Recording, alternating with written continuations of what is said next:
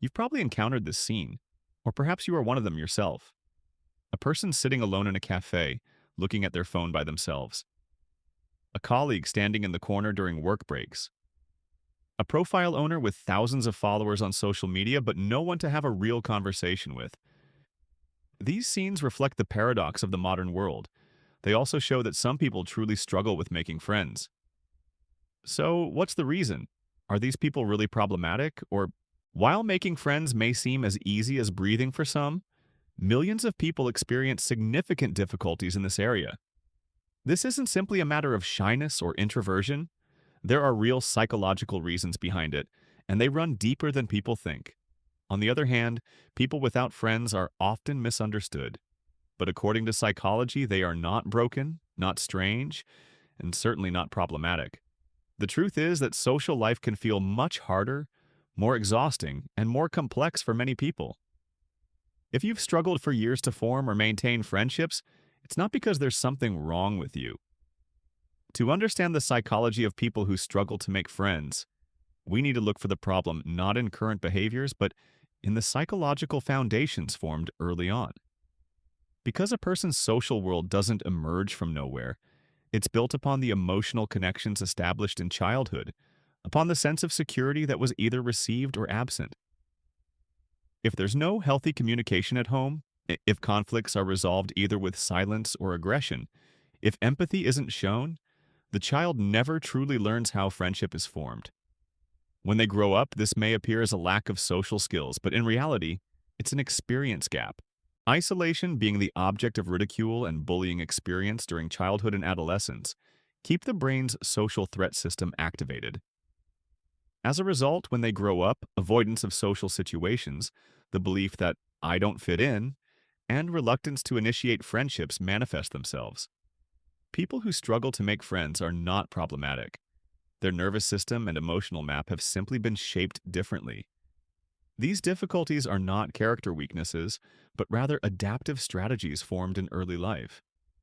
At one point, the person chose these paths to protect themselves. Understanding the problem is the first step toward changing it. When it comes to the real situation, there's something important we need to acknowledge. Many of us simply cannot tolerate fake people. Sometimes we even force ourselves to laugh at their shallow, dishonest conversations just to get through the moment. The truth is, people who struggle to make friends tend to sense insincerity immediately. Gossip, manipulation, artificial personalities. Your mind registers all of it. Research shows that as a person becomes more familiar with their inner world, their tolerance for inauthentic behavior drops sharply. Because self-awareness also means seeing other people's masks more clearly. You begin to sense the intentions hidden behind automatic smiles, forced politeness, and empty compliments. That's why, instead of pretending to enjoy superficial conversations, you choose to be alone. And this isn't avoidance. It's a conscious choice.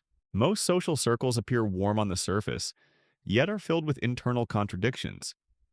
People who smile to your face but talk behind your back. Those who act supportive while actually competing with you. Your brain detects these inconsistencies immediately. Artificial shifts in tone of voice, mismatches between words and actions, subtle attempts at manipulation, and hidden agendas do not go unnoticed. This makes social interactions emotionally heavier. That's exactly why your circle remains small. Not because you dislike people, but because you've learned to protect your inner peace and emotional energy. You no longer live by the belief that you must fit in everywhere. You understand that being in the wrong environment is more exhausting than being alone. You've likely had friends or coworkers who seemed kind, yet left you feeling inexplicably drained after spending time with them. They may not be bad people, but they don't align with your values or your inner rhythm. For you, sincerity is not a negotiable trait. It's a fundamental requirement. And if someone considers living behind a mask normal, it's healthier for them not to enter your world. Because you're not searching for many connections, but for clean, genuine bonds. Some people struggle to find friends because they're not simply looking for friends, they're looking for soulmates. Their issue isn't a lack of social skills, but rather an inability to tolerate superficial relationships. For these people, the very word friendship carries a different weight. Imagine this. You're at a party. Around you, people are laughing, talking, having fun. The conversations revolve around small things: the weather, work, the last series you watched. Everyone seems to be connecting, yet inside you feel suffocated, exhausted, and strangely alone. Because these conversations don't touch your soul, don't nourish your mind, don't warm your heart. Instead, you feel like the loneliest person in a crowded room. For people who seek deep and meaningful connections, ordinary questions like, "What do you do?" "Nice weather, isn't it?" Or "What did you do over the weekend?" often feel draining. These kinds of conversations take energy but give nothing in return. They're just talking for the sake of talking. What these people really want is to talk not about the surface of life, but about what's happening inside a person, to share emotions and feel meaning. Not surface level, but depth. The problem is that society trains us precisely for this kind of superficial interaction. From childhood, we're taught simple phrases like, "Say hello, how are you?" and just say, "I'm fine." But no one teaches us how to have real conversations, how to show up as we truly are, or how to create heartfelt connection. As a result, people who crave depth often feel like outsiders, as if everyone else is speaking one language, and you're the only one who understands another. In truth, this is not a weakness. On the contrary, it's a sign of the depth of their mind and soul. They don't settle for superficial connections. They seek heartfelt, meaningful, and long-lasting bonds.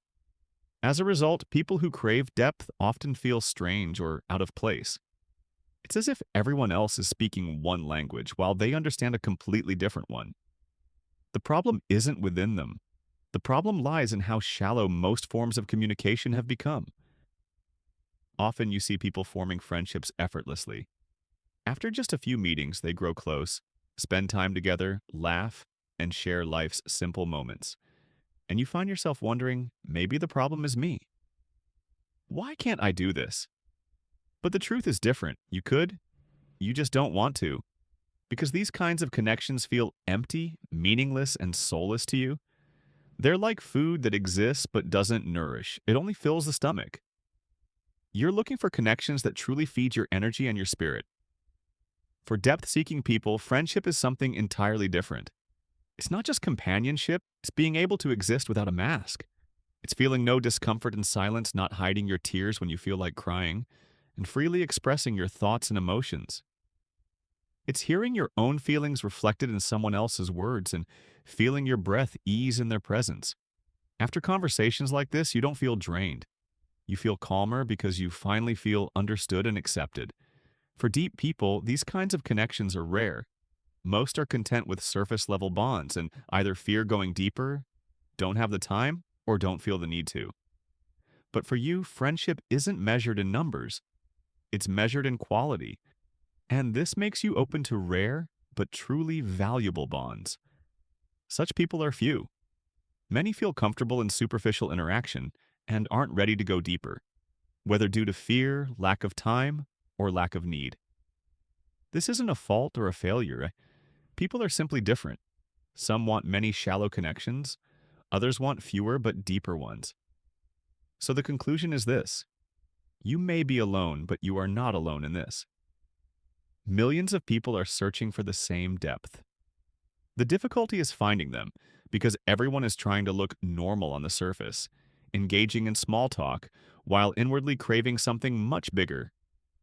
On the other hand, you tend to analyze every social interaction deeply. After a conversation, you replay it in your mind for hours and sometimes even days. What you said, how the other person reacted, whether you made the right impression, when you evaluate it all. Psychology shows that highly self-aware people become intensely conscious in social situations. They notice every tone, gesture, expression, and nuance of speech. This constant analysis creates pressure, making even ordinary conversations mentally and emotionally exhausting. For you, even saying a simple hello can feel like a performance, because your mind keeps asking, "Did I do that right?" As a result, social interaction becomes not just communication, but an intellectual and emotional task that drains your energy. You're not avoiding friendships. Your mind simply doesn't switch off because you assume others won't truly understand you. Your humor, interests, and way of thinking may not align with those around you. Psychologists call this social misalignment. That's why you often choose distance over risk, not because you're antisocial, but because you rarely feel genuinely understood. At the same time, because you've always seen yourself as independent, some people mistake this for loneliness. But in reality, you've learned how to entertain yourself, solve problems on your own, and find comfort in your own mind. In psychology, this is called low social dependency. Rather than constantly seeking validation and attention from others, you trust your inner value. This doesn't make you cold, it makes you strong. You prefer waiting for the right people over compromising yourself just to fit in. That's why your circle is small but not empty. Everyone in it aligns with the values and sincerity you've consciously chosen. Sometimes past experiences of rejection make you more cautious in the present. People who struggle to make friends often carry invisible wounds. Being left out in childhood, betrayed by someone they trusted, or growing up in an environment where they weren't truly valued. When trust is broken once, the brain automatically shifts into protective mode. You hesitate, pull back, and carefully observe every detail before letting someone into your life. You're not closed off, you're cautious. Not everyone deserves a place in your world, and you've learned to set high standards for trust because you now understand this truth. The right people are rare, and they must be chosen. Another reason you may struggle to form friendships easily is that social interactions drain you faster than they do others. If you often feel exhausted and depleted after conversations that seem ordinary to everyone else, it's because your nervous system is more sensitive and processes information more deeply. Even simple social interactions require your brain to analyze tone, gestures, body language, context, and emotions all at once. While extroverts gain energy from interacting with others, your social battery drains more quickly. A party, casual conversation, or even brief workplace interaction can demand significant energy from you. That's why being alone isn't just a pleasant choice for you, it's a vital necessity. Solitude becomes a source of recovery, calm, and renewed energy for both your body and mind. In those moments, you reconnect with yourself, process your thoughts, and restore emotional balance. Being alone isn't a burden for you. On the contrary, it's a deep breath after the noise and superficiality of everyday life. Sometimes the fear of being judged prevents you from moving forward. You want to be funny, confident, and likable, yet the pressure to appear perfect often leaves you frozen. Fear of negative evaluation is one of the main reasons people withdraw socially. But remember, you're not avoiding connection. You're being cautious because you fear shame, rejection, or exposing your vulnerabilities. That's entirely human. In fact, many of the most loyal and deeply connected friends in life are those who learned this lesson early. They've learned how to balance fear and caution with care. But despite all of this, you possess a rich and deeply layered inner world. Traits like overthinking, depth, sensitivity, and independence can sometimes make forming friendships more difficult. Yet these very qualities also set you apart from most people. You notice the small details around you, analyze situations and people deeply, and feel both your own emotions and those of others with great intensity. Because of this inner richness, the friendships you do form tend to be rare, meaningful, and long-lasting. Because they are built not on the surface, but in depth. The conclusion of everything we've discussed is this: if you struggle to find good friends, it doesn't mean there's something wrong with you. On the contrary, it suggests that your mind is deeper, more sensitive, and more conscious than that of most people. You don't experience the world and other people only on the surface. You sense them from within, through nuance and depth.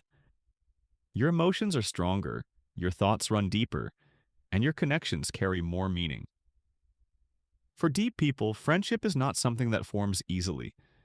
They don't accept relationships at a surface level, and they don't let just anyone into their inner world. But once a genuine and meaningful bond is formed, that friendship tends to be long-lasting and resilient. Often, the people who struggle the most socially end up, for that very reason, becoming the most loyal, valuable, and deeply desired friends later in life. Because they choose not shallow relationships, but people who touch their soul and truly understand them. And because such friendships are rare, they often last a lifetime. Feeling misunderstood, lonely, or socially challenged is simply the price of depth and sensitivity. In reality, this very difference allows you to form rare and valuable bonds, connections that cannot be compared to surface-level friendships. If this video helped you understand yourself more deeply, don't forget to subscribe to the channel and hit the like button. And if you share your thoughts in the comments, we'd truly enjoy reading them. Be sure not to miss the next video. More depth, psychology, and insight are coming your way.